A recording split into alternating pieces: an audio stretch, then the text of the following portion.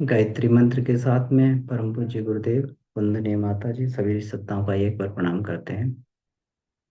ओ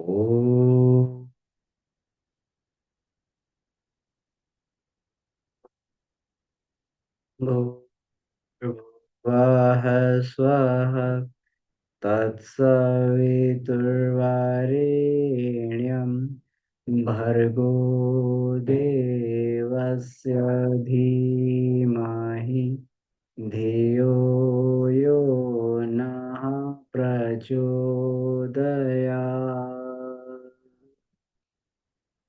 जी सभी को प्रणाम। तो हम लोग गायत्री की पंचकोशी साधना एवं उपलब्धियां, इस वांग्मय के आधार पर हम लोग चर्चा कर रहे हैं। और हम लोग और अन्नमय कोश का ये पूरा कर चुके हैं। अब इसके बाद प्राणमय कोश पे हमारा ये अध्ययन चल रहा है। और प्राणमय कोश में भी केवल प्राण के ऊपर ये 4 क्लासेस हो चुकी हैं, और आज 5वीं क्लास प्राण के ऊपर है। प्राण तत्व को समझ पाना जीवन में ये उपयोगी भी है और कठिन भी है। क्योंकि कठिन इस परिप्रेक्ष्य में है कि प्राण अति सूक्ष्म है, और क्योंकि परमात्मा सदृश प्राण को ही परमात्मा बोला गया है, तो प्राण परमात्मा सदृश है। तो कण कण में व्याप्त होते हुए भी, हमारे रोम रोम में व्याप्त होते हुए भी, कहीं ना कहीं जो है हमसे ये है, हम अप्रत्यक्ष रूप में ये रहता है। तो प्रत्यक्ष चीजों को हम लोग जल्दी पकड़ते हैं, लेकिन जो अप्रत्यक्ष होती हैं उस पर पकड़ बनाने के लिए व्यक्ति को अपनी सूक्ष्म दृष्टि को जागृत करना पड़ता है। और जब बात प्रत्यक्षवाद की हो आज के समय में, कि सारी की सारी चीजें प्रत्यक्ष में है, उनको ही केवल स्वीकार किया जाता हो और अप्रत्यक्ष को स्वीकार ना किया जाता हो, इस स्थिति में तो और भी थोड़ा मुश्किल हो जाता है इस विषय को समझना। विज्ञान मानता तो है कि एक वाइटल फोर्स होती है, एक ऊर्जा होती है, जिसके अभाव में व्यक्ति के अंग प्रत्यंगों में शिथिलता आ जाती है। लेकिन उसके दर्शन पर, उसका अध्यात्म क्या है, उसकी फिलॉसफी क्या है, उसका विज्ञान क्या है, इस सब सब विषयों पर आज का भौतिक विज्ञान चर्चा नहीं करता है। लेकिन अध्यात्म विज्ञान में ये कहा गया, यहाँ तक कह दिया गया है कि आपको कोई भी योग साधना करनी है, किसी भी रास्ते पे चलना है आपको, तो प्राण की साधना ही सबसे आवश्यक है। सबसे पहले अगर समझना पड़ेगा तो प्राण को ही समझना पड़ेगा, क्योंकि प्राण ही गायत्री है, और बिना गायत्री के कोई भी हमारी साधना सफल नहीं होती, ऐसा कहा गया है। तो आज का जो विषय है हमारा चर्चा का, वो विषय है प्राण शक्ति और प्राणायाम। तो पिछले विषयों में हमने केवल प्राणायाम पे ही चर्चा की थी कि प्राण क्या है, प्राण जीवनी शक्ति है, प्राण तत्व है क्या। आज के विषय में हम लोग थोड़ा सा प्राणायाम के विषय में, हल्का सा दार्शनिक पक्ष पर भी हम लोग इसकी चर्चा करेंगे कि प्राणायाम क्या है। उससे पहले इसमें एक उदाहरण के माध्यम से ये समझाया गया है कि प्राण को जानने की उत्सुकता कितनी थी। कहते हैं कि वाजिस्रवा ऋषि के पुत्र नचिकेता, हम लोग ये कहते हैं ना, जो इसमें ये दिया हुआ कठोपनिषद में, तो एक बार वाजिस्रवा ऋषि ने एक यज्ञ किया और उसके बाद में कुछ दान कर रहे थे, अपनी समस्त चीजों को दान कर रहे थे। तो जब उन्होंने देखा कि उनके पुत्र थे नचिकेता, वाजिस्रवा ऋषि के पुत्र थे नचिकेता। तो नचिकेता ने देखा पिताजी सब कुछ दान कर रहे हैं, और जब बूढ़ी गायों को भी दान करने लगे।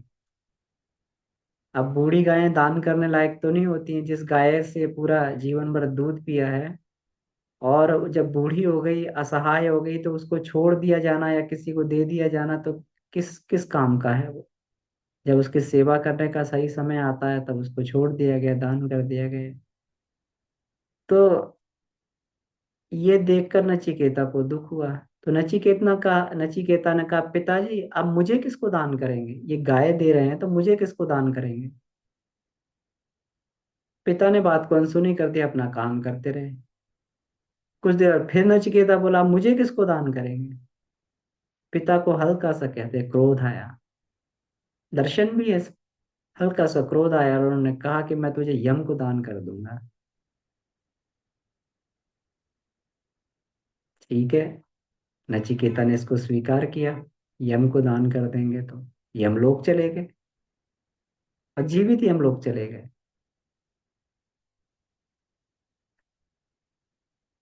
क्योंकि पिता का आदेश था, तो यम के पास नहीं जाओ। तो नचिकेता जब वहां पर गए, तो कहते यमाचार्य उस समय नहीं थे वहां पर। और नचिकेता ने क्या किया, ये बात इसमें वांग्मय में लिखी गई है कि वहां यम के ग्रंथालय में, अब देखे यमराज भी अपना ग्रंथालय मेंटेन किया करते थे, लाइब्रेरी उनकी भी थी। तो नचिकेता ने कहा कि अब इतने दिन क्या करें हम लोग, इतना दिन जो यम पता नहीं कितने दिन में आएंगे। तो यमाचार्य की जो पत्नी थी, उन्होंने बताया कि अभी 4 दिन के लिए बाहर गए हैं। अच्छा, तो कब आएंगे? तो आएंगे तब तक क्या करें, तब तक कुछ अध्ययन करना चाहिए। तो उनके पुस्तकालय में देखा, बहुत सारी पुस्तकें यम के यहाँ पढ़ी, उसमें प्राण की विशद विशद व्याख्या थी। तो आज उसी आधार पे हम लोग प्राण की चर्चा करने के लिए जा रहे हैं कि कहाँ पर प्राण के बारे में क्या क्या कहा गया है। तो इसको हम लोग ये देखते हैं, मैं अपनी स्क्रीन को शेयर करता हूँ, इसमें कुछ मैंने नोट्स बनाए हुए हैं। तो महत्वपूर्ण विषय है, तो इसमें नोट्स बनाए हुए हैं, तो इसमें नोट्स के माध्यम से हम लोग इसमें चर्चा करने का प्रयास करेंगे।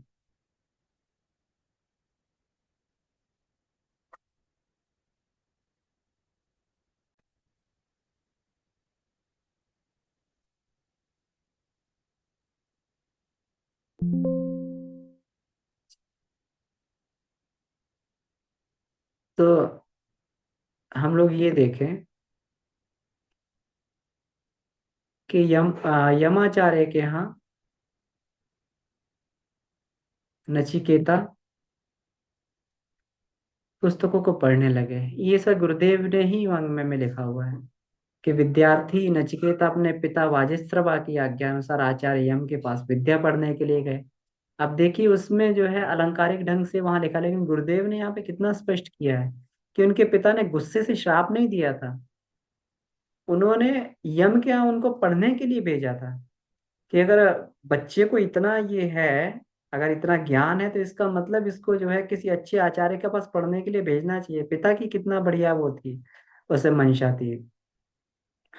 तो उन्होंने देखा, तो उन्होंने यहाँ देखा कि पुस्तक के भंडार जो था उनके पास, कितने ग्रंथ पाए, उसने प्राण विद्या का असाधारण महत्व बताया था, है ना। प्राण विद्या, क्योंकि अब यमाचार्य के पास प्राण विद्या का नहीं ज्ञान होगा तो किसके पास में होगा? जो प्राण को हरण करने वाले हैं, है ना, जिनका काम प्राण से ही पड़ता है। तो उनके यहाँ ये देखा। तो अब उन्होंने देखा कि तरह तरह के ग्रंथों में तरह तरह की प्राण के बारे में बातें की गई हैं। हठयोग प्रदीपिका में कहा गया है कि प्राण वायु निग्रहित होते हो जाने से मन निग्रह हो जाता है, एकाग्र हो जाता है। जिसने प्राण को जीत लिया, उसने मन को जीत लिया, और मनोनिग्रह होने से जो है, मनोनिग्रह होने वाले अधिकार, उस पे लाभों पे अधिकार प्राप्त कर लेता है। व्यक्ति मन की शिकायत करता रहता है कि मन नहीं लगता है, और जो है मन बड़ा चंचल है। तो हम लोग को देखना चाहिए कि मन की चंचलता कोई ऐसा नहीं, मन अपने आप में कोई तत्व है। प्राण ही बदल के मन बन जाता है। प्राण ही सूक्ष्म होता है तो मन बन जाता है, वैसी उसकी एक्टिविटी होने लगती है। कभी कभी हम लोग जो है सतोगुणी भोजन करते हैं, सतोगुणी वातावरण में रहते हैं, सतोगुणी जो है सत्संग इत्यादि में रहते तो मन शांत रहता है। कहाँ मन चंचल होता है, बिल्कुल शांत मन हो जाता है। जहां पर सतोगुणी वातावरण हो, व्यक्ति का स्वाभाविक वहाँ मन लगने लगता है अपने आप। वहाँ कोई मन के साथ में जद्दोजहद नहीं करनी पड़ती, ना कोई उसमें ऐसे विचार आते हैं। और जब व्यक्ति कुछ कुछ जो है कुछ ऐसा कुछ खा लेता है, जैसा कुछ देख लेता है, या कोई ऐसे वातावरण में चला जाता है, तो मन बड़ा चंचल होता है। वहां पे रोके हुए मन नहीं रुकता है। वहां पर जो है उसको कितना उसको जद्दोजहद मन के साथ में करनी पड़ती है। कभी तमोगुणी रजोगुणी भोजन खा लिया जाए, देखिए कि मन को जो है तमोगुणी भोजन हो जाएगा तो मन एकदम जड़ हो जाएगा। तो मन जड़ नहीं हुआ इसमें, क्योंकि प्राण ही सत रज और तम होता है। गायत्री महाविज्ञान में गुरुदेव कहते हैं कि प्राण के ही तीन वर्ण होते हैं, सत रज और तम। और उसी के आधार पर जो है मन की सृष्टि होती है। तो अगर जो है रजो तमोगुणी भोजन ले लिया तो कितना भी जो है व्यक्ति बार बार ध्यान में भी बैठेगा, ध्यान लगाएगा, जाएगा ही नहीं, मन बिल्कुल जड़ रहेगा। बार बार खींच के ले जाएगा, फिर आके वहीं पर आ जाएगा, फिर खींच के ले जाएगा, फिर आ जाएगा वहीं। और कहीं रजोगुणी भोजन किया, बहुत अधिक ले लिया, तो उसमें जो है मन में चंचलता बहुत बढ़ जाएगी। मिर्च मसाले और ये सब कुछ खा लिया तो मन में चंचलता बहुत बढ़ेगी। मन चंचल, उसको बार बार खींच के लाएंगे, फिर संसार में भाग जाएगा, फिर खींच के लाएंगे, फिर संसार में भाग जाएगा। यही रस्साकशी जो है, जो व्यक्ति की अपने साथ में और मन के साथ में चलती रहती, किसके बल पर? प्राण के। तो जो व्यक्ति प्राण को निग्रहित कर लेता है, वही भगवान कृष्ण बता रहे, प्राणापान गति रुद्ध्वा प्राणायाम परायण। जो व्यक्ति प्राण और अपान की गति को रोधन कर लेता है, उसको रोक देता है, उसी को प्राणायाम परायण कहना चाहिए। तो इसमें एक बात और इसमें कहेगी, इंद्रियों का कितना बढ़िया है ये जो है हठयोग प्रदीपिका का ये कथन जो है एकदम बहुत ही जबरदस्त कथन है ये। कि इंद्रियों का स्वामी मन है और मन पर अंकुश प्राण का रहता है। अब हम लोग कहते हैं इंद्रियां चंचल हैं, है ना। अर्जुन जब ये कह रहे थे कि भगवान मैं तो इंद्रियों को जो है वायु की तरीके से दुष्कर मानता हूँ, इसको इंद्रियों को कैसे वश में किया जाए? इंद्रियों को वश में करना वायु की तरीके से ही दुष्कर है। तो यहाँ तो कहा है, लेकिन इंद्रियों का स्वामी मन है। जब वो मन कहेगा वो इंद्रियां काम करेंगी। मन कहेगा कि उसमें जो है स्वादिष्ट भोजन में रस लो, तो इंद्रियां रस लेने लगेंगी। मन कहेगा कि जो है इस काम में लगो, तो इंद्रियां उधर चली जाएंगी। मन कहेगा ये देखो, तो इंद्री वहां, जो आंख वहां देखने लगेगी। और मन अगर नहीं कहेगा, मन कुछ नहीं देखना चाहता है, और आंख कितनी भी खुली रहे, फटी रहे सामने, लेकिन वो आंख खुली हुई रहते हुए भी जो है व्यक्ति वो दृश्य नहीं देख पाता है। हमारी आंखें खुली रहती है, सामने देखते रहते हैं। कोई व्यक्ति हमारे सामने से गुजर जाए, या कोई दृश्य हमारे सामने से गुजर जाए, कोई हमसे दूसरा व्यक्ति आके पूछे कि अरे वो देखा तुमने, कोई सामने से निकल गया क्या? अरे हमने तो नहीं देखा। क्यों नहीं देखा भाई? कि हमारा ध्यान वहां नहीं था। आंखें खुली हुई थी लेकिन ध्यान नहीं था। तो ये मन का ही विषय है कि मन जो चाहेगा, मन अगर कहेगा सुनने के लिए तो सुना जाएगा, नहीं तो पूरा का पूरा आधिपत्य जो है मन का। इंद्रियां कुछ नहीं करती, मन के कारण ही जो है ये सारी की सारी। तो और मन पे अंकुश प्राण का रहता है। तो इसका मतलब इसने प्राण को निग्रहित कर लिया, उसने अपनी इंद्रियों को भी वश में कर लिया। तो बिना प्राणमय कोश की साधना के मनोमय कोश की साधना नहीं हो सकती है। व्यक्ति जो भाग के मनोमय कोश की साधना करते हैं, अब इसमें देखिए, इसमें जो पतंजलि के योग दर्शन में कहा गया है, लोग कितनी बार कहते हैं आज के समय में, क्योंकि ध्यान की जो है आज बड़ा ही वो हो गया है, चारों तरफ कौतूहल सा हो गया है। चारों ध्यान के बारे में, ध्यान मेडिटेशन मेडिटेशन लोग करने लगे हैं। चारों तरफ मेडिटेशन की दुकानें भी खुल गई हैं, हम तुम्हें ये मेडिटेशन करवाएं, ये करवाएं, ऐसे करवाएं, ऐसे करवाएं। करवाते कुछ नहीं, पहले दिन से आइए हम मेडिटेशन करवाएं। पहले दिन से ही आपको जो है समाधि मिल जाएगी, आपके अंदर जो है शक्तिपात हो जाएगा, कुंडलिनी जागरण हो जाएगी। कैसे हो जाएगी? नहीं हो सकता। क्योंकि जब तक उसमें ये कहा गया है, जब तक हम लोग प्राण पे पकड़ नहीं करेंगे। पतंजलि योग दर्शन में जो है सातवें सातवें सातवां सोपान है ध्यान का। यम नियम आसन प्राणायाम चार हो गए। फिर जो है पत्र प्रत्याहार, फिर धारणा। तो यम नियम के द्वारा हम क्या करते हैं? हमने अपने जीवनचर्या को बढ़िया बनाते हैं। और और फिर आसन प्राणायाम है। आसन प्राणायाम के द्वारा जो है हम क्या करते हैं? आसन प्राणायाम के द्वारा अपने शरीर को एक सहजता में उसमें करते हैं, और प्राणायाम के द्वारा प्राण को निग्रहित करते हैं। फिर जाके जो है ध्यान के प्रारंभ होता है। और ध्यान के पूर्वार्ध का प्रारंभ जब प्रत्याहार धारणा के माध्यम से फिर ध्यान में व्यक्ति जाता है, तो कितना उसमें अभ्यास करना पड़ता है, हम लोग समझ सकते हैं। कोई इतना ऐसा नहीं कि बैठे और लोग बैठते हैं और कहते हैं कि भाई कितने दिन भाई साहब ध्यान किया, हमने 10-15 दिन से अभ्यास कर रहे हैं, मन ही नहीं लगता। कैसे करना पड़ेगा, इसके वर्षों का अभ्यास करना पड़ेगा। ऐसा नहीं है कि इसमें जो है आएगा नहीं, रस नहीं आएगा या इसमें मन नहीं लगेगा, लेकिन अभ्यास करना पड़ेगा। हम लोग जो है आज अगर ये इसमें है तो आज हम लोग नौकरी कर रहे हैं, तो नौकरी करने के लिए कितने वर्ष हमने पढ़ाई की। किसी ने 15 वर्ष की, किसी ने कितने वर्ष की, किसी ने 10 वर्ष की, किसी ने 12 वर्ष की। जितना जितनी पढ़ाई की उसको उतनी बढ़िया नौकरी मिल गई, उसको उतनी बढ़िया उसकी विद्वता बढ़ गई। तो ऐसे करके जो जितना अभ्यास कर लेगा उतना ही। और और नहीं अभ्यास किए, उसी क्लास में जो है पढ़े नहीं तो फेल हो गए, वहीं के वहीं बैठे हुए हैं। तो इसलिए भले ही अब हम कहें भी, लेकिन सही मायने में अगर प्रयास नहीं किया गया तब भी जो है बात नहीं बनती है। तो इसलिए जो है ये कहा गया है कि आप मन पर जो है प्राण का ही अंकुश रहता है, प्राण के सोपान पर चढ़ के ही हम लोग जो है मन को निग्रहित कर सकते हैं। और यहाँ गुरुदेव की सबसे बड़ी विशेषता गुरुदेव ने कही कि मन को मित्र बनाया जाए। गुरुदेव ने मन के मित्र बनाने की बात इसीलिए कही कि मन से ही सारी इंद्रियों को सारी इंद्रियां प्रभावी रहती हैं। और जो है योग साधनाओं के लिए इंद्रियों में अदम्य शक्ति चाहिए, अदम्य शक्ति। हम लोग कहते हैं कि बाकी कार्य करने में जो है शक्ति जाती है, फिजिकल काम करने में शक्ति जाती है। आप देखिए तो ध्यान में बैठे थोड़ी देर में नींद आने लगेगी, व्यक्ति को आलस्य आने लगेगा, थोड़ी देर में जरा भी उसमें जाएगा तो सुषुप्ति आने लगेगी। ध्यान में जाके जब व्यक्ति अपनी चक्रों पट्टिकाओं में जाके प्रहार करता है, इतनी कठिन, इतनी ताकत लगती है, हजारों वोल्ट का उसमें हजारों वोल्ट का जो है इतनी पोटेंशियल से इतना करंट उसमें वो चाहिए, इतना जबरदस्त उसमें लाइट चाहिए, इतनी जबरदस्त करंट चाहिए, तब जाके अंदर की जड़ताएं टूटती हैं जो जन्म जन्मांतरों से बनी हुई हैं। ऐसे चक्र जागृत थोड़ी होते, कोई भ्रमर जागृत थोड़ी होते हैं। उसके लिए व्यक्ति को बड़ा प्रयास करना पड़ता है, तो बहुत ऊर्जा चाहिए होती है अंतःकरण के लिए।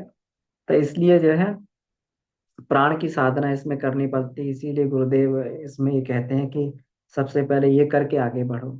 इसमें गायत्री की साधना करके ही इसमें ये बोला हुआ है कि जप करो, जप के द्वारा जो है अपने अपने प्राण को परिष्कृत करें, प्राण को परिष्कृत करने के बाद में फिर आगे बढ़े उच्च स्तरीय साधना के उसमें। जाबाल दर्शनोपनिषद में ये कहा गया कि प्राण से चित्त की शुद्धि होती, प्राणायाम से चित्त की शुद्धि होती है। तो प्राणायाम से चित्त की शुद्धि होती कैसे है? जब हम लोग प्राणायाम करते हैं तो जो भावना साथ में करते हैं, हम लोग कहते हैं ना कि संकल्प की नोक पर ही प्राण चलता है। संकल्प की नोक पे अगर प्राण चलता है तो हम उससे भावना करते हैं कि भाई हमारा प्राण जो है, हम विश्वव्यापी एक वरेण्य प्राण को अपने अंदर धारण कर रहे हैं। वरेण्य प्राण जो है अवरेण्य भी होता है। प्राण जो ऐसा भी नकारात्मक भी होता है, कोई तम भी है, रजोगुणी भी है, सतोगुणी भी है। लेकिन हम तो जो है, क्योंकि गायत्री सत तत्व है, सत मार्ग पर हमें चलाओ, ये थोड़ी कहते कोई तम मार्ग पर हमें चलाओ जो है सुखदाता। सत मार्ग ही सुखदाते होता है। जो व्यक्ति सत पे चलेगा वही सुखी रहेगा, जो रज पे और तम पे चलेगा तो कहीं ना कहीं तो दुख आएगा ही।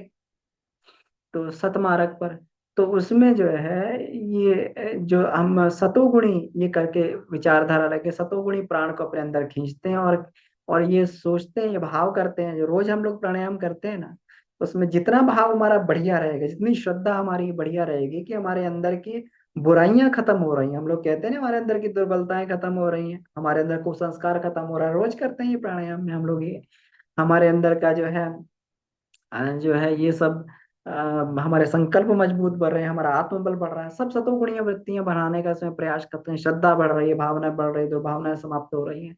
तो धीरे धीरे से चित्त की शुद्धि हो जाती है। चित्त क्या डेटाबेस है। तो डेटाबेस का मतलब क्या है? जिसमें हमारे जन्म जन्मांतरों की इसमें कुसंस्कार इत्यादि छुपे हुए हैं। तो इन्हीं का परिमार्जन धीरे धीरे होता हुआ चला जाता है। तो प्राणायाम से चित्त की शुद्धि भी होती है। चित्त की शुद्धि होने से तर्क और जिज्ञासाओं का समाधान हो जाता है। सारे तर्क और जिज्ञासाएं तभी तक रहती हैं जब मन में कंफ्यूजन है। मन में जब जब हमारे जो द्वंद की स्थिति है, द्वंद तभी तक है जब दो चीजें हैं। जब एक ही चीज हो जाएगी तो फिर द्वंद काय का रहा, फिर कंफ्यूजन काय की रही, फिर तो परमात्मा सामने है। परमात्मा तो हमारे सामने है, लेकिन जो है हमारे ऊपर माया का आवरण जो है उस पर विश्वास नहीं करने देता है ना। यही तो विद्या और अविद्या है। यही विद्या और अविद्या का बैलेंस बना के चलना पड़ता है व्यक्ति को संसार में। विद्याम च अविद्याम च, विद्या भी पढ़नी पड़ेगी, अविद्या भी पढ़नी पड़ेगी। क्योंकि अविद्या इसलिए पढ़नी पड़ेगी, संसार में रहना है। और विद्या इसलिए पढ़नी पड़ेगी कि संसार में रह के अपना उद्देश्य भी जानना है कि हम किस लिए आए हैं। बिना अविद्या के काम नहीं चलेगा, क्योंकि संसार पूरा का पूरा आभासी, और अविद्या का मतलब होता है आभासी। जितना पूरा का पूरे हमें ये पदार्थ दिखाई दे रहा है, ये एक्चुअल पदार्थ थोड़ी ही है। ये तो एनर्जी का समुच्चय है। ये तो हमारे आंखों पे भ्रम छाया हुआ है कि ये सब पदार्थ है। जो जैसा ये गोरा है, ये काला है, ये सुंदर है, ये कुरूप है, लंबा है, टिकना है, सब भ्रम है। पूरी भ्रम में दुनिया चल रही है। ये हमारी माता है, ये हमारी पुत्री है, ये हमारी बहन है, ये हमारा पिता है। वो पिछले जन्म में हो सकता है जो जो हमारी क्या कहते हैं, वो पत्नी थी, वो बहन बन गई आके, या पुत्री बन गई आके। इसका कोई वो थोड़ी है। वो तो सब भ्रम में हम लोग जी रहे हैं, सारे की चीज भ्रम में। लेकिन भ्रम में जीना भी पड़ता है संसार में। अगर ये लेना है, मजा लेना है, तो भ्रम में जीना पड़ेगा। हम लोग पिक्चर देख रहे हैं तो क्या भ्रमित तो है वहां पे, भ्रमित तो कर रहे हैं वहां पे, लेकिन उसी भ्रम में हमको अच्छा लगता है। वहीं पर जो है एक विलेन बना हुआ एक्टर, वही कभी कभी जो है अमरीश पुरी कभी कभी वो जो एक्टर बन जाते हैं, कभी कभी विलेन बन जाते हैं। तो वही जो है शाहरुख खान का भी वो एक्टर बनते हैं, कभी विलन बन जाते हैं, लेकिन उसी भ्रम में हम लोग जीते हैं कि अब ये विलन बन गए तो विलन का मजा लेते हैं, और हीरो बन गए तो हीरो का मजा लेते हैं। तो ऐसा करके जो है ये क्या है, ये पूरा का पूरा ये भ्रम है। तो विद्या अविद्या दोनों का साम्राज्य। और विद्या इसलिए कि हमारी वास्तविकता क्या है, अब इस भ्रम में थोड़ी जीना है। अब 84 लाख योनियों में जी लिया हमने, अब भ्रम में जीते रहेंगे।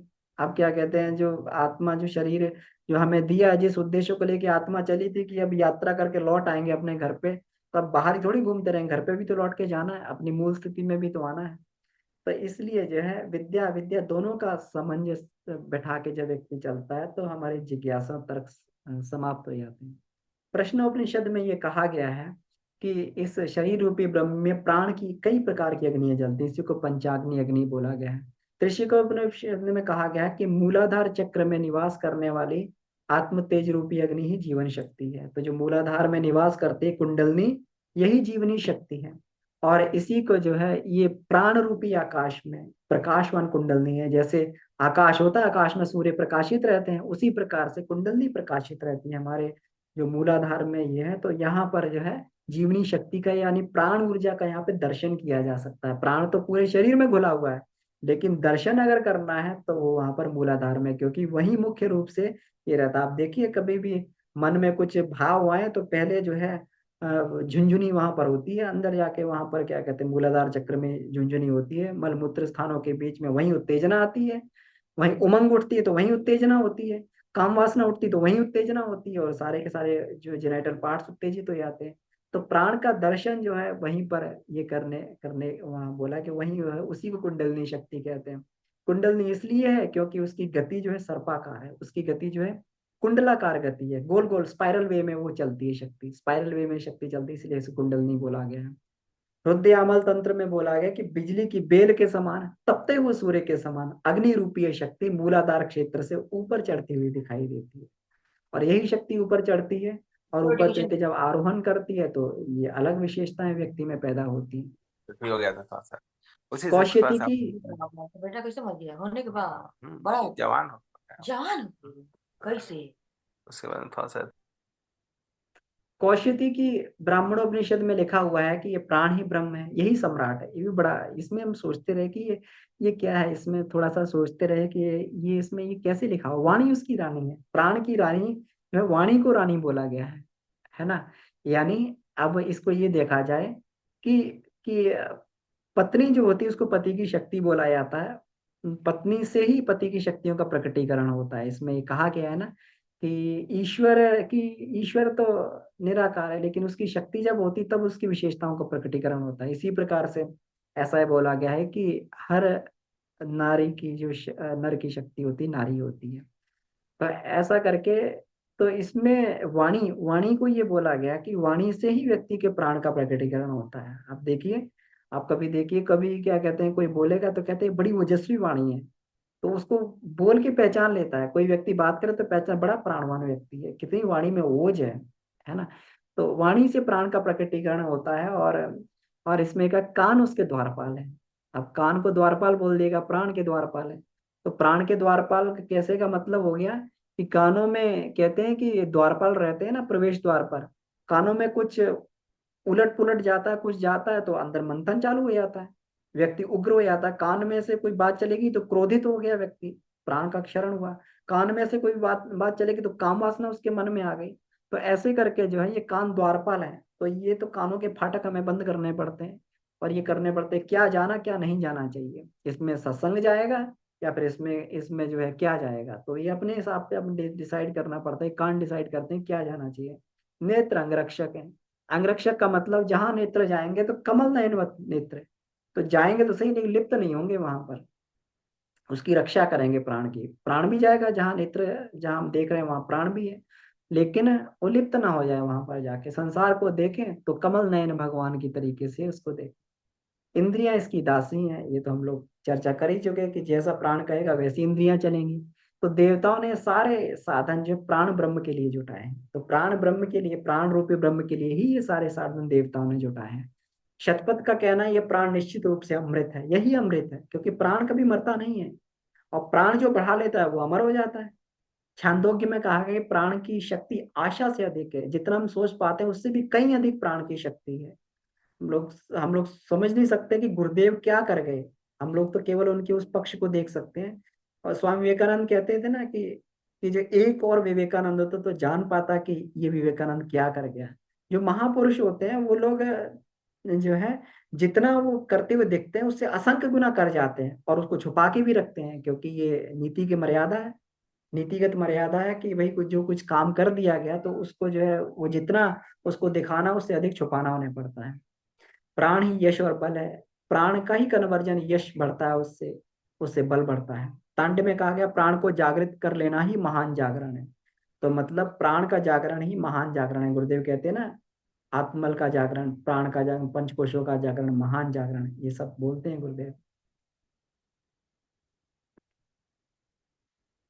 तो इस तरीके के कई कथन जो है नचिकेता ने पढ़े वहां पर, ये पूरा नचिकेता की पढ़ाई चल रही है अभी तक जो है ना, ये इसमें गुरुदेव ने ऐसा कहा। तो पूरे कई ग्रंथ पढ़ने के बाद अब नचिकेता के अंदर जिज्ञासा हुई कि मैं प्राण के बारे में ही जानूं। अब जैसे ही यम आए तो यमाचार्य से उन्होंने कहा कि अब मुझे प्राण के बारे में बताइए, अब मुझे सबसे पहले जो चीज सीखनी है प्राण विद्या की ही सीखनी है। अब यम उसे टालते रहे, इतनी महत्वपूर्ण विद्या मैं इसको कैसे बता दूं जिसके आधार पर पूरा संसार चल रहा है, जिसके आधार पर जन्म मृत्यु चलती है। जो प्राण को जान ले उसकी मृत्यु नहीं होती कभी, तो मैं इसको कैसे बता दूं। तो उसको टालते रहे, बेटा तू ये ले ले, तू वो ले ले, होता है ना कि मतलब कोई बड़ी चीज बच्चे मांगते तो वो जो है माता पिता कोशिश करते हैं कि छोटी मोटी चीज दे के इससे काम चल जाए। कभी बच्चे जाते हैं मेले में, बाजार में जाते हैं, तो वहां पर बड़ी चीज मांग ली, बड़ी चीज मांग ली, बहुत बड़ी गाड़ी मांग ली। हम ही लोग स्वाभाविक रूप से आते हैं, अपने बच्चों को लेके आते हैं, तो पता लगा बच्चा मांग रहा है 5,000 की गाड़ी मांग ली। तो उसको क्या करते हैं, अरे बेटा तुझे गाड़ी लेनी तो 100 रुपए वाली गाड़ी ले ले, फुसलाते हैं, देखो ये गाड़ी उससे कितनी बढ़िया है, कितनी ये है वो है, इसको ले लो, है ना। मालूम है कि अगर वो उसको संभालने लायक नहीं तो लेके खराब कर देगा। तो इसलिए यम भी परीक्षा लेते रहे और पात्रता की परीक्षा परखते रहे कि ये उसको प्राण विद्या को जानने लायक है कि नहीं, ऐसा तो नहीं है कहीं ये जान के इसकी समझ में ही ना आए, इसको विद्या को बता दें और ये कह रहा है उत्सुकता वक्त कह रहा है। ऐसा होता है ना कई बार, हाँ, हमारे अंदर कोई उत्सुकता है, कौतूहल आता है किसी को जानने का प्रयास, 4 दिन बस उसमें घुसे और फिर जो है वापस लौट आए। क्यों? क्योंकि भाई पात्रता भी विकसित नहीं हुई थी। इसीलिए बार बार जो है पंचकोशी साधना में जाने से पूर्व बार बार गुरुदेव कहते हैं कि जो है जब से मनोभूमि की जुताई होती है, जो लोग जिनकी भूमि जब से परिष्कृत नहीं होती है वो लोग आगे बढ़ते हैं और 4 कदम बढ़ते हैं पीछे लौट आते हैं, फिर जो 4 कदम बढ़ते हैं फिर पीछे लौट आते हैं। क्यों? क्योंकि मनोभूमि का परिष्कार नहीं हुआ, बार बार उठा के जो है वहीं पटक देती है मनोभूमि लाके। तो पात्रता की परीक्षा करते रहे। तो जब अनेक, जब प्रलोभन दे दिए, सब कर दिए और नचिकेता उसी बात पे अड़े रहे, तो फिर यम ने जो है उनको पंचांगनी विद्या का उपदेश दिया। और यही पंचांगनी विद्या का जो है रहस्य प्रश्नोपनिषद में भी आया है, इसी को जो है पंचांगनी विद्या। और यही पंचांगनी विद्या जो है, अग्नियां तो गुरुदेव कहते 3 ही है, आह्वानी, दक्षिणाग्नि और अहिताग्नि यज्ञ अग्नि है, और जो एक अग्नि से संस्कार करते एक अग्नि घर में होती है।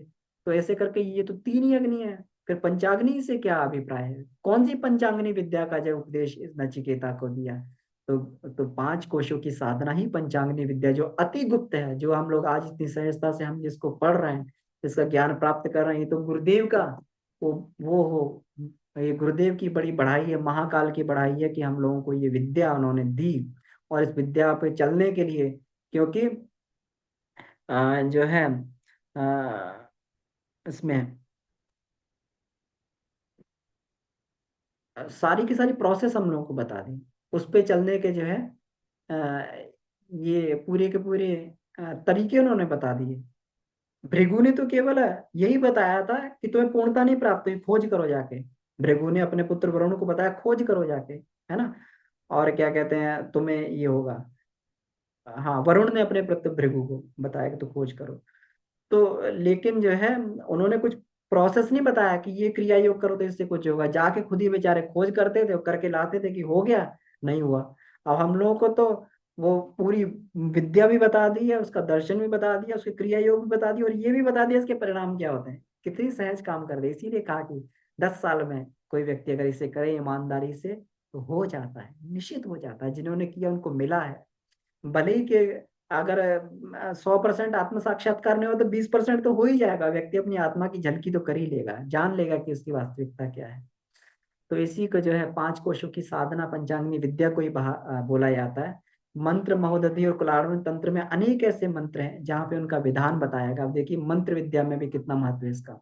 साथ में यह भी स्पष्ट किया गया है कि प्राण रहित शरीर में जैसे कुछ काम करने की शक्ति नहीं रहती, वैसे प्राण को जागृत किए बिना मंत्र की पुष्ण साधना नहीं रहती। इसीलिए बताया गया है कि सारी की सारी साधनाओं का जो आधार है वो गायत्री होता है। बिना प्राण को जागृत किए कोई भी साधना सफल नहीं, किसी भी मंत्र की साधना सफल नहीं होती है। इसीलिए गुरुदेव कहते हैं साधना में प्राण आ जाए तो कमाल हो जाए। अब साधना प्राण कहाँ से आता है? गायत्री ही तो प्राण लाती है साधना में। गायत्री में दोनों विशेषता है, ये प्राण लाती भी और प्राण को दिशा भी देती है। ये प्राण लाती भी और प्राण को दिशा भी देती है, दोनों ही काम गायत्री कर देती है। तो बड़ा महत्व है। अब इसके बारे में ये बताया गया है कि आज के संसार में जो है इसको आज भौतिक विज्ञान इसको समझने लगा है, प्राण को, इसको कॉस्मिक एनर्जी के रूप में इसको करने लगा। आजकल क्रिलियन फोटोग्राफी के द्वारा हम लोग देखें तो ये सारा का सारा जो है ये ऐसी तरीके की शेप दिखाई देती है, अलग अलग तरीके के ये धुएं और रंग उड़ते हुए दिखाई देते हैं क्रिएटिव फोटोग्राफ में। सब प्राण है, सब कॉस्मिक एनर्जी है। और ये कॉस्मिक एनर्जी जो मनुष्य जो कॉस्मोस में से प्राप्त करता है, ब्रह्मांड में से इस ऊर्जा को प्राप्त करता है। और यही ऊर्जा जो है, यही ऊर्जा प्राप्त करके जनरेटर बन सकता है। वो जो है उसी ऊर्जा को जो प्राप्त करके परमार्थ कार्यों में उसका उपयोग करता है। आजकल विशेषतः इस ऊर्जा का जो उपयोग किया जा रहा है वो मैस्मेरिज्म विद्या में उसका उपयोग किया जाता है। हिप्नोटिज्म करके किसी व्यक्ति को ठीक किया जाता है। साथ में जो प्राणिक हीलिंग की जाती है, प्राणिक हीलिंग के द्वारा जो है किसी को भी ठीक असाध्य से असाध्य रोगों को जो है दूर किया जा सकता है प्राणी हीलिंग के द्वारा। तो ये सब, और ये सब जो है प्राणायाम के माध्यम से। प्राणायाम एक ऐसी विधा है जिसके माध्यम से ये कहा ना, प्राणायाम की गरिमा अखिल विश्व में से प्राण तत्व वाइटल फोर्स को खींचकर साधक के मन क्षेत्र में भर देने के रूप में बताई गई है। हम लोग जो प्रतिदिन अब इस यज्ञ के बाद में प्राणायाम करते हैं, इसका असाधारण महत्व है। बहुत सारे लोगों के अनुभव है, जब 1 to 1 बात हुई तो अनुभव पता लगा कि जो ऊर्जा बहुत बढ़ गई है, सुबह से शाम तक ऊर्जा नहीं खत्म होती। तो इसके पीछे यही है। एक तो यज्ञ किया, यज्ञ से हजारों लाखों गुना ऊर्जा हुई।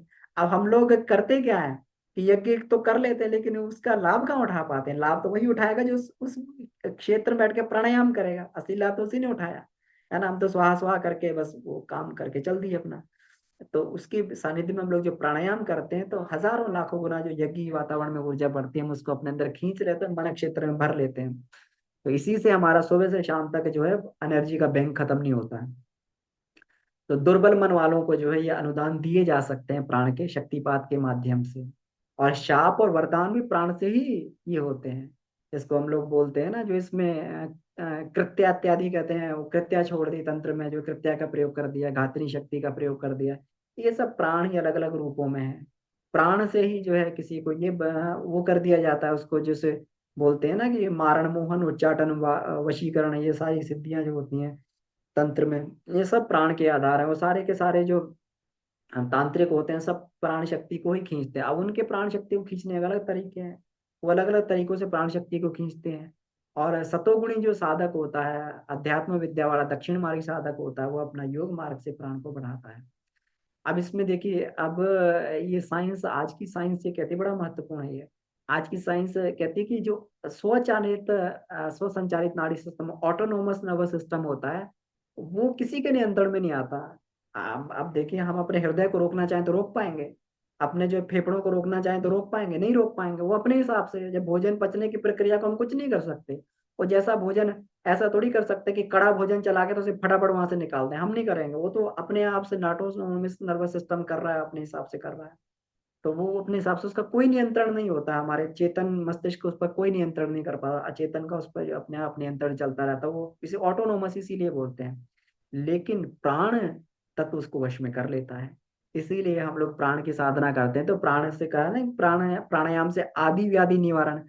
तो जितनी सारी बीमारियां हैं प्राण से ही ये ठीक हो जाती है। क्यों? क्योंकि जो हमारे सिस्टम सही से काम नहीं कर रहे थे उन पर जाके प्राण अपना नियंत्रण स्थापित कर लेता। हम लोग प्राणायाम में कहते हैं ना, हृदय की दुर्बलता दूर, फेफड़ों की दुर्बलता दूर, पेट की आमाशय की दुर्बलता दूर, ये सारा का सारा भाव करते हैं ना। और जो है हमारा जो है मूलाधार संस्थान में जो है अपान की दुर्बलता दूर। तो हमारा इससे, तो ये सारे के सारे सिस्टम हम सही करने का प्रयास करते हैं। ये सारे ऑटोनोमस नर्वस सिस्टम है, अपने आप काम करते हैं। लेकिन प्राण इन पर नियंत्रण कर लेता है। और इस पर अगर हम लोग कमांड स्थापित कर लें तो योगी लोग तो अपने हृदय की धड़कन भी बंद कर लेते हैं। ये केवल प्राण पे, अपने पांचों प्राणों पर नियंत्रण करके योगी लोग जो समाधि अवस्था में जाया करते थे, बिना प्राणों पर नियंत्रण के समाधि अवस्था में नहीं जाया जा सकता। लोग समाधि अवस्था में जाते थे, सारे के सारे प्राण को एक एक करके ऊपर खींच के उस सहस्त्रार में टिका लेते थे, जाके ब्रह्मरंध्र में प्राण को टिका लेते थे। बस जीवित बने हुए शरीर का कोई बोध नहीं है। वहां पे ना कोई अब मलमूत्र त्याग की आवश्यकता है, ना सांस लेने की। जब हृदय नहीं चल रहा है, धड़कन नहीं चल रही, तो सांस लेने की आवश्यकता ही क्या है? अब जो है ना कोई सांस लेने की आवश्यकता है, ना कोई उसकी आवश्यकता है, भोजन करने की आवश्यकता है ना, क्योंकि पेट का ही सारा प्राण समेट के ऊपर ले गए। तो वहां भोजन करने की आवश्यकता है। समाधि अवस्था में हजारों साल तक बैठे हुए हैं, बर्फ में दब गए उसमें जो है। और जब अब हुआ, इच्छा हुई, तब धीरे धीरे करके एक संस्थान को चालू कर लिया और अपना हो गए। इसी तरीके से हिमालय में हजारों साल से जो है ऋषि लोग रह रहे हैं। तो ये पूरा का पूरा जो है ये नर्वस सिस्टम पे, समाधि अवस्था ही नर्वस सिस्टम का कंट्रोल है। नर्वस सिस्टम पे कंट्रोल करके उसमें जो है ये ऑटोनोमक नर्वस सिस्टम पे कंट्रोल करके। और दूसरी बात जो आज सबसे बड़ी विभीषिका, सबसे बड़ी समस्या हमारे लिए चैलेंज बना हुआ है कि हार्मोन्स डिसऑर्डर से सभी लोग जूझ रहे हैं। ये हार्मोन पे कंट्रोल कैसे हो? तो ये प्राणायाम से ही जो हार्मोन्स पर हम लोग जो अलग अलग चक्रों पे ये करते हैं। ये प्राणायाम तो अलग अलग चक्रों की जगह ही, ये देखिए अलग अलग, यहाँ पे देखिए ये मस्तिष्क वाला भाग दिखाई दे रहा है, यहाँ पे हमारा व्यान और धनंजय होता है, यहीं पे पिनियल पिट्यूटरी है। व्यान धनंजय जो है सारे शरीर पे नियंत्रण करते हैं। व्यान प्राण जो होता है बाकी प्राणों पे नियंत्रण करता है। और यही इसीलिए पिट्यूटरी यहाँ पे मास्टर ग्लैंड बोली गई। ये सारे हार्मोनल सिस्टम पे ये कमांड करती है। यहाँ पर अगर प्राण का नियंत्रण हो गया तो सारे प्राण अपने आप, सारी हार्मोन सिस्टम अपने आप बढ़िया चलने लगेगा।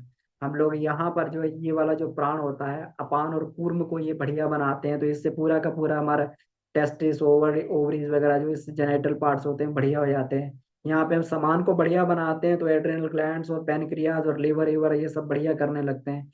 यहाँ पे हम लोग जो है ये बढ़िया बनाते हैं इसको, समान कृकल को बढ़िया बनाते हैं तो थाइमस इत्यादि बढ़िया चलने लगती हैं। यहाँ पे इधर इसको बढ़िया बनाते हैं, उदान देवदत्त को बढ़िया बनाते हैं तो ये थायराइड संबंधी हमारी समस्याएं खत्म होने लगती हैं। तो इससे जो है धीरे धीरे करके हार्मोनल डिसऑर्डर भी ठीक होने लगते हैं। तो ये कहा गया, जब प्राण जब न्यूनतम बढ़ता है तो आदमी अपने जीवन में लड़खड़ाने लगता है, निराश होने लगता है। उसका जो है उसकी हर हर काम में उसकी दृष्टि जो है उसकी लड़खड़ाने लगती है। टेंशन में हो जाता है, उसमें दबाव में चला जाता है, छोटी छोटी बातों में घबरा जाता है, उत्तेजित हो जाता है छोटी छोटी बातों में। तो ये सारा का सारा जो है प्राण न्यूनतम बढ़ने से उसका जो है हर दृष्टि से लड़खड़ाता है। गुरुदेव ने ऐसा कहा है और ऐसा होता भी है। और जब प्राण समुचित मात्रा में रहता है तो सही क्रियाकलाप करते हैं। और जब बढ़ने लगता है, जब बढ़ने लगता है तो उसकी बढ़ने से बलिष्ठता, समर्थन, सतर्कता, तेजस्विता, मनस्विता, प्रतिभा बढ़ने लगती है। तो ऐसे जो लोग होते हैं उसी को महाप्राण के धनी लोग बोला जाता है। और ऐसे लोग जो है असंख्यों को अपनी नाव में बिठाकर पार लगा देते हैं। अपना तो पार करते ही हैं बेड़ा, और असंख्यों को जो है ये कर देते हैं। तो असंख्यों को बेड़ा पार कर देते हैं। तो इसमें कहा गया ना, कई व्यक्ति जो है शारीरिक और मानसिक दृष्टि से बड़े लंबे चौड़े समर्थ होते हैं, लेकिन अंतःकरण में कोई ऐसा नहीं होता कि कोई साहसिक काम नहीं कर पाते। अंतःकरण में साहस ना होने की वजह से कोई बहुत महत्वपूर्ण काम नहीं कर पाते हैं, लीड नहीं ले पाते, लीडरशिप नहीं कर पाते। दूसरों के नियंत्रण में काम तो करते रहेंगे, वो उसने ऐसा बता दिया कर लिया और उसको जो है, लेकिन खुद साहस नहीं कर पाते हैं। तो ये साहस, अंतःकरण का साहस भी प्राण का ही काम है। व्यक्ति कठिन से कठिन जो है, कहते हैं इसके विपरीत जो मनस्वी व्यक्ति होते हैं वो स्वास्थ्य, शिक्षा, साधन, सहयोग, अवसर आदि की कठिनाइयां रहते हुए दुस्साहस भरे कदम उठा लेते हैं, तब भी साहस भरे कदम उठाते हैं। इनको शंकराचार्य को भगंदर का फोड़ा हो गया था, लेकिन सामने एक टारगेट था कि ये उसमें 31 साल की उम्र में हम 31 साल की उम्र में जाना है, तो हम पूरा काम करके जाए उसमें जो है। तो पूरा का पूरा काम जो है करके भगंदर का फोड़ा हो गया। रामकृष्ण परमहंस को लास्ट मोमेंट में हो गया, लेकिन फिर भी जो है अपना वो उपदेश और वो सब उन्होंने जारी रखा।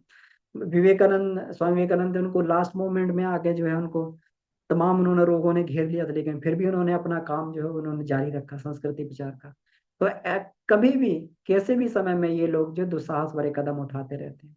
प्राणवान होने के लिए साहस भरे कर्म, अब इसमें ये बताया कि प्राणवान होना कैसे चाहिए, है ना।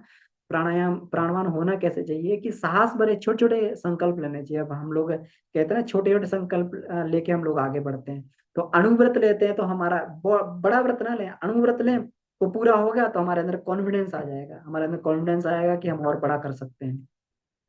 तो छोटे छोटे जो है साहस भरे काम करें, इससे हमारा प्राण तत्व बढ़ता है, प्राण शक्ति निरंतर बढ़ती रहती है। और दूसरा तरीका जो है हमारा प्राणायाम का होता है कि प्राणायाम से जो है अपना अपने प्राणायाम के अभ्यास के द्वारा भी हम लोग प्राणायाम को बढ़ा सकते हैं, प्राण को बढ़ाने के तरीके। तो ठीक है, तो आज के विषय को यहीं समाप्त करते हैं। तो अब इसके बाद में कुछ इसमें कुछ बात बनती है, कोई प्रश्न उत्तर या कुछ अनुभव बनता बढ़ाने के लिए है, थोड़ा हमें गुरुदेव का काम भी होगा, अपना प्राण भी बढ़ेगा। प्रणाम भाई साहब। जी जी डॉक्टर साहब प्रणाम।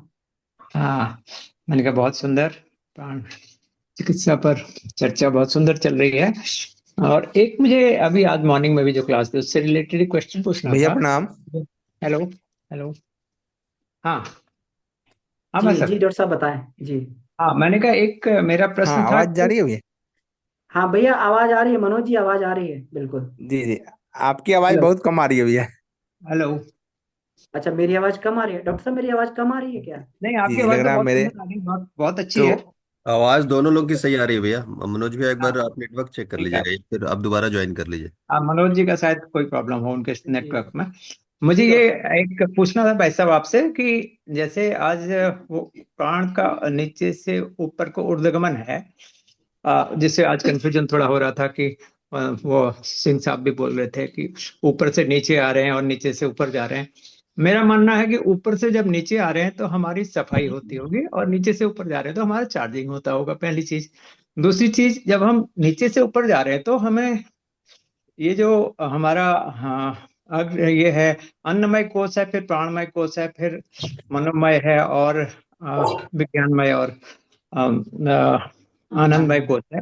तो उसमें हमें जो है आनंद, जो अन्नमय कोश हमारा होता है नाभि चक्र पर, उससे हमें पहले मूलाधार चक्र की तरफ नीचे जाना पड़ेगा, फिर ऊपर उठना पड़ेगा। एक क्वेश्चन ये था, इस पर आप थोड़ा सा मुझे इसको क्लियर कर दीजिएगा। दूसरा, मैंने आपसे कल चर्चा की थी, आज ग्रुप में भी बता रहा हूँ कि हमारे झटिकरा शक्तिपीठ जो है वो प्राण ऊर्जा से बिल्कुल लबालब भरा हुआ है।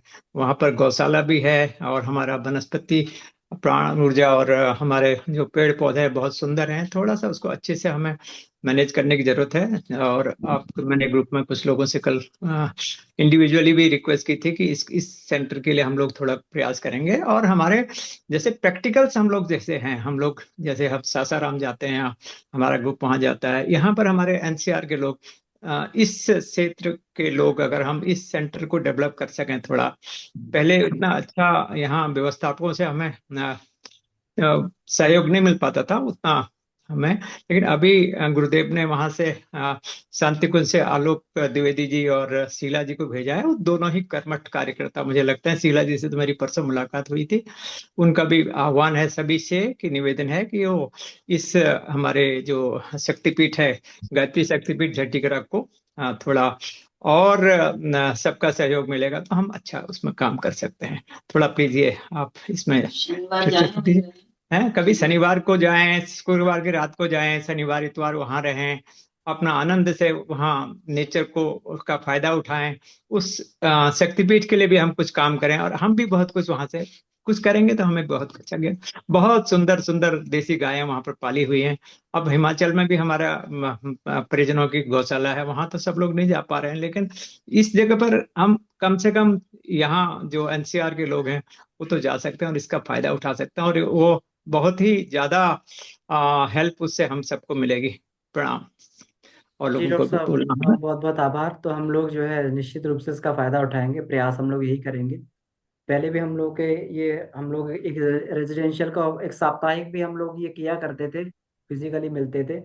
और रेजिडेंशियल भी हम लोग ये रखते थे, प्रणाम भैया। रेजिडेंशियल भी हम लोग सत्र रखा करते थे।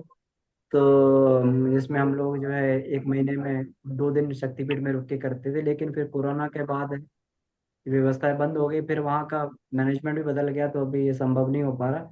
तो बिल्कुल आभार है आपका, हम लोग बिल्कुल उस पर जो है ये करेंगे। और जी दूसरे प्रश्न प्रणाम पे भैया। हम लोग आते हैं बहुत कि अच्छा, सॉरी मैंने सोचा मैं भी पूछ लूं। जी डॉक्टर साहब कुछ तो कह रहे ये थे। बहुत सुंदर, हाँ मैं ये कह रही थी कि आपने बहुत सुंदर ढंग से प्राण को आप समझा रहे हैं। मेरा ये कि सतोगुणी प्राण बढ़ाने के क्या क्या तरीके होंगे, रजोगुणी तो अपने आप ही आ जाएगा। तो वो उस पर हम लोग अगर ज्यादा फोकस करें और सब लोग मिलके, जैसे पहले थे ना दिया के मेंबर्स वहां जाते थे, शनिवार को रुकते थे, बड़ा ही आनंद आता है। और फिर वहां पे संडे इवनिंग में आ जाएं, वहां सेवा भी आत्म कल्याण भी होगा और लोक कल्याण की साधना भी होगी है। तो जी, शीला जी भी कभी बात करेंगी और शायद 9th को उन्होंने मीटिंग रखी है, तो हम लोग उसके लिए तैयार हैं। सबके पास मैसेज आएगा। जी प्रणाम, धन्यवाद। जी जी बिल्कुल बिल्कुल डॉक्टर साहब, बिल्कुल। तो प्रणाम हम भैया। लोग जो है ये कर सकते हैं। हाँ, एक प्रश्न डॉक्टर साहब का और रह गया है इसमें, कि उन्होंने पूछा था कि हम लोग जो है अन्नमय को जब हम लोग इसके आधार पे करते हैं, तो जो है हम लोग पहले यहाँ पर अन्नमय कोश का केंद्र जो है, इसको नाभि चक्र को बताया, तो पहले नाभि चक्र में जाते हैं, फिर जो है हम लोग मूलाधार में जाते हैं, फिर ऊपर जाते हैं ना। तो इसमें दोनों ही तरीके हैं, देखिए कि अगर पंचकोशों का जागरण जो है दोनों तरीके से ही है। अगर हम ये इन केंद्रों को देखते हैं, ये केंद्र जो अलग अलग शरीरों के केंद्र हैं, जो कोशों के केंद्र हैं, तो उसके हिसाब से हम इस तरीके से ही चलते हैं, पहले नाभि पर, फिर जो है मूलाधार पर। और अगर चक्रों के आधार पर हमें जो है ये पंच कोशों को जागृत करना है चक्रों के आधार पर, तो उसमें सबसे पहले मूलाधार से शुरुआत करते हैं। पहले मूलाधार से ध्यान करते हैं, मूलाधार को अन्नमय कोश का केंद्र बताया है वहां पर, है ना। तो ये गुरुदेव ने चक्रों के आधार पर ही बताया है, और ये वांग्मय नंबर 13 में दिया हुआ है। तो दोनों आधार पर ही साधना की जा सकती है। अब हम लोग जो है कोशों के केंद्रों के आधार पर साधना करते हैं, तो इस तरीके से चलते हैं, और दोनों ही रास्ते से एक ही लाभ प्राप्त होता है। वहां से भी जो है हमारी कुंडलनी जागरण और आत्म साक्षात्कार की ओर बढ़ते हैं, यहाँ से भी कुंडलनी जागरण और आत्म साक्षात्कार की ओर हम लोग बढ़ते हैं। तो कोई भी मार्ग इसमें अपना सकते हैं, क्योंकि 2-3 मार्ग में कभी देखने से जो है ना कंफ्यूजन आ जाता है। तो एक मार्ग हमें पकड़ के चलना चाहिए। जैसे गायत्री महाविज्ञान भाग 1 में जो कुंडलनी जागरण के लिए बताया है, वो नीचे से ऊपर आने के लिए बताया है। पहले वहां पर आते हैं हम लोग, आज्ञा चक्र में आकर ध्यान करते हैं। आज्ञा चक्र को जो है हम लोग सबसे पहले इसको भेदन करते हैं, फिर उसके बाद में आज्ञा चक्र के बाद में हम लोग जो है इसमें आते हैं, हम लोग विशुद्धि चक्र में आते हैं, फिर उसका वेधन करते हैं। तो ऐसे करके वेधन करते हुए हम लोग नीचे जाते हैं। और अगर आप ये देखें कि इसमें जब गुरुदेव ध्यान करवाते हैं, तो उसमें नीचे से ऊपर की तरफ करवाते हैं, है ना।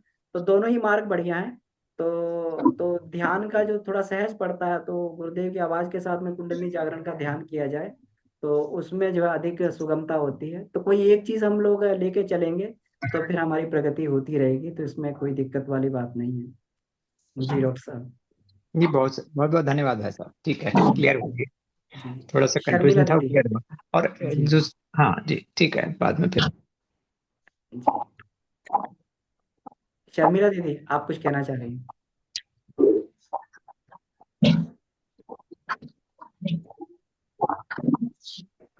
हाँ दीदी, आप कुछ कहना चाह रही हैं क्या? आपकी आवाज नहीं आ रही। अच्छा शशिकला दीदी, आप कुछ कहना चाह रहे हैं क्या?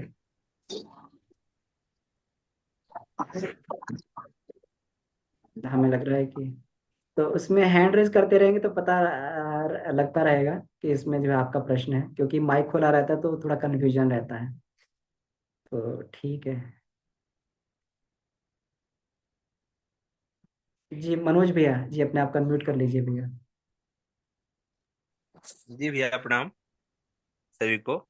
भैया ये पूछना था कि जैसे प्राण जो है वो सतगुणी प्राण जो है, तो क्या ये ट्रांसफर ही होता है जन्म के, मैंने मृत्यु के बाद दूसरे जन्म में? देखिए, ऐसा मन का जैसा संकल्प रहता है, उसी तरीके से हमारे अंदर जो है ये आता है। आत्मा का जैसा संकल्प रहेगा, जीव की जैसी भाव जी रहेगा, वैसा ही प्राण हम अपने अंदर खींच लेंगे, है ना। जी तो जी तो आत्मा का संकल्प क्या है? तो आत्मा के जैसे उसके संस्कार हैं, वैसे उसका संकल्प होगा, वैसे उसकी मान्यताएं होंगी। तो आत्मा जैसा जी संकल्प करेगा, वैसे ही प्राण को वो अपने अंदर से पैदा कर लेगा या फिर बाहर से खींच लेगा। तो ये जी जी जन्म जन्मांतरों का है। अगर हमारी सात्विक वृत्तियां हैं, तो जहां पर हम जाएंगे तो सात्विक प्राण को ही धारण करेंगे, उसी को ही खींचेंगे, दोबारा भी जन्म लेंगे जी तो। जी जी तो अपने संस्कार के जी आधार पर भैया। ये चलता है सारी सारी चीज। जी जी। क्योंकि संकल्प धन्यवाद। से ही प्राण का ये होता है, जैसा संकल्प करेंगे उसी तरीके के प्राण को हम अपने अंदर खींच पाएंगे। हम लोग सोहम खींच साधना पाएंगे करते हैं, तो सोहम में क्या संकल्प करते हैं कि हम लोग सतोगुणी प्राण को अपने अंदर खींच रहे हैं, ईश्वर को जी डायरेक्ट अपने अंदर खींच के रोम रोम में धारण कर रहे हैं, यही सोहम साधना है। और सोहम जी प्राणायाम भी होता है, तो चलते फिरते जी कर सकते हैं, हर जी सांस के भैया। साथ प्राणायाम हो जाता है। जी भैया बिल्कुल जी बहुत क्लियर हो गया जी भैया। जी जी। अ, जी, मीना दीदी पूछ रही हैं, डॉक्टर साहब ने कहा बताया दीदी, ये जटीकरा शक्तिपीठ ये गुड़गांव और दिल्ली के बॉर्डर पे पड़ता है। जब हम लोग उधर गुड़गांव से नजफगढ़ की ओर चलते हैं उधर, तो वहाँ बॉर्डर पे पड़ता पड़ता है ये, दिल्ली और उसके बॉर्डर पे ही। जो वैसे ये जटीकरा शक्तिपीठ दिल्ली में है, लेकिन वो जो है मतलब गुड़गांव के बिल्कुल बॉर्डर पे है जी। तो वहाँ पे बढ़िया वातावरण है, हम लोग घूम के आए वहाँ पर। तो ये है, तो वहाँ पर जो है ये किया जा सकता है। और बिल्कुल हम लोग जो है इसको ये करेंगे, वहाँ पर जाके रेजिडेंशियल उसमें करने का प्रयास करेंगे, शिविर करने का प्रयास करेंगे, अगर हमें वहाँ के जो उधर का सहयोग मिलेगा तो जी। तो हमें लगता है कि अभी कोई प्रश्न नहीं और समय भी हो गया है। तो कक्षा में जुड़ने के लिए बहुत बहुत आभार सभी का। आइए इसी के साथ हम लोग शांति पाठ करते हैं। परम पूज्य गुरुदेव वंदनीय माता जी को, तो इस सत्ताओं को इस अद्भुत ज्ञान के लिए धन्यवाद देते हुए शांति पाठ करते हैं। अब हमारा जो है क्रिया जो प्रारंभ हो जाएगा। अगली बार हम लोग जो है प्राणायाम की महिमा पर, हम लोग अलग अलग शास्त्रों में, अलग अलग वेदों में प्राणायाम, अलग अलग जो है जगह पे प्राणायाम के बारे में क्या कहा गया है, प्राणायाम की महिमा को कैसे, अभी तो हम प्राण की महिमा पे चर्चा कर रहे थे, अब प्राणायाम की महिमा पे हम लोग चर्चा करेंगे। आप सभी का बहुत बहुत आभार। इसके बाद शांति पाठ करते हैं। ओ